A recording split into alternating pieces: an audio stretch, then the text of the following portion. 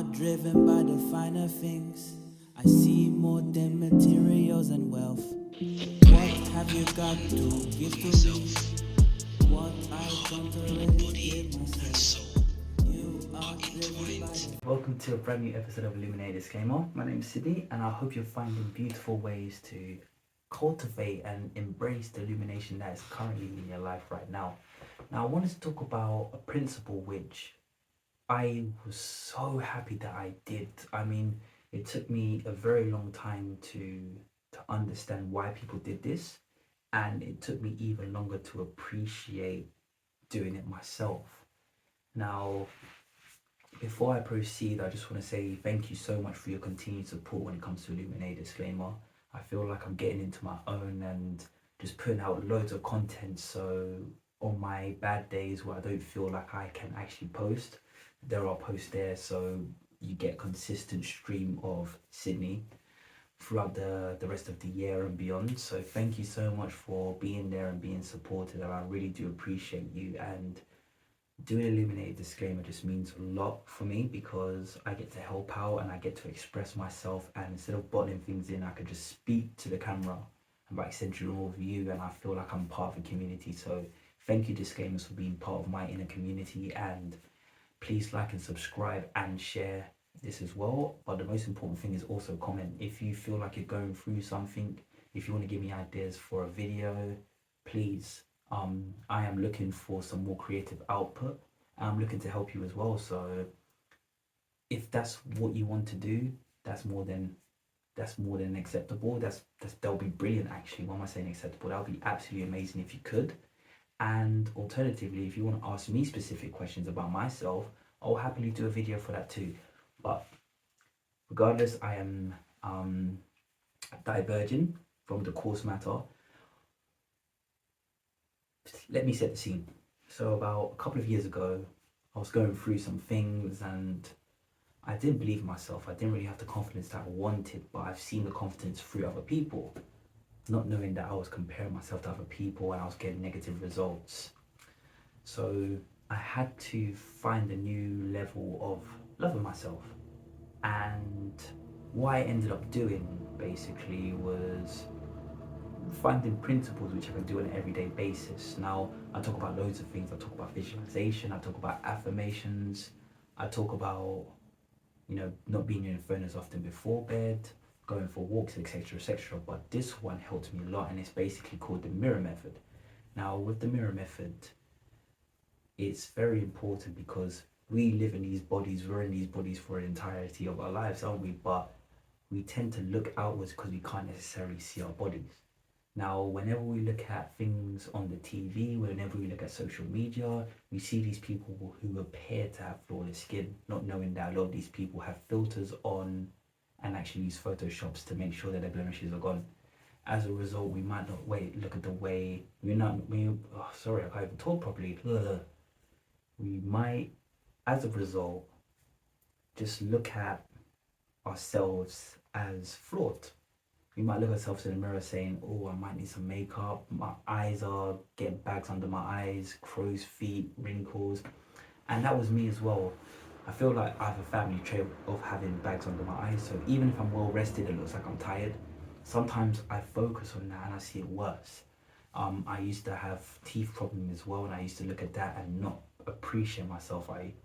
In the past, I wouldn't like to be in videos smiling. To be honest with you, I wanted to do a YouTube, but I didn't want to talk in front of the camera because I was just like,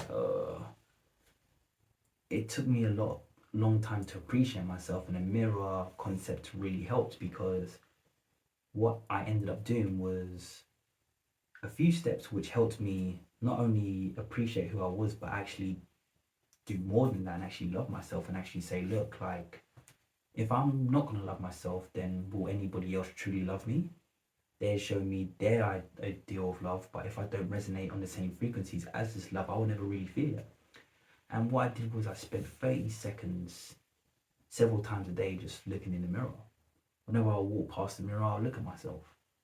And the hard part was actually complimenting myself. I would say when you look at yourself in the mirror for 30 seconds, just compliment yourself, just look at yourself and just say 5 things that you enjoy. And I would say with these 5 things, just start talking about the things that are less desirable. Although you are not necessarily telling the truth, it will become the truth.